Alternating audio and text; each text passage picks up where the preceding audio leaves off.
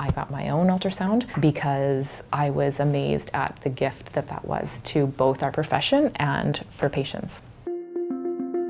My name is Cheryl Hull. I'm a physiotherapist. I've been a physiotherapist for 14 years, and I've been doing pelvic health physio for the last 2 of those years.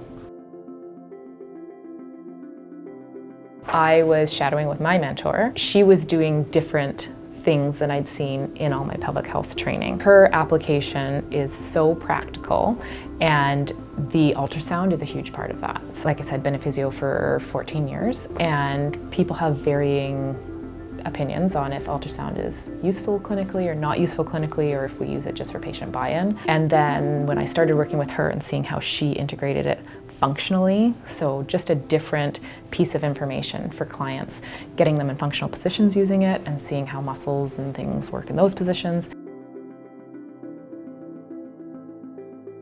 I am very excited about how ultrasound's changing that for a couple reasons. I think that number one, the immediate feedback on, I've cued TA contraction, pelvic floor contraction. You can put your fingers on the outside. Okay, can you feel this here? Yeah, it's tightening. Is it still tightening? I don't really know. But for them to physically see that and you say, okay, look at this here, this is happening. When you do that, that was a great cue. It increases client buy-in to what we're working on, but it also immediately gives them feedback on whether or not they're doing something, even in pregnancies and things like that. Like you can see things compressing, you can see things lifting, you can see how that's working for pushing, if it's a good strategy.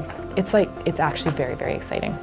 The second thing that's been very helpful with that is in pelvic floor, we often will do internal exams, which feels very invasive to people, uncomfortable. Sometimes they're not ready for that, but it gives us a lot of information. And again, with the ultrasound, we can say like, here, this is what I'm seeing on this ultrasound. You can see this is, functioning well, not functioning well, there's asymmetries. They can see that on the screen. I love the presets. It's easily labeled, it's easy to find. Again, once you've gone through a tutorial of where to find the measurements, I think it's super easy. Easy to do depth, easy to do the contrast. Again, I love the presets.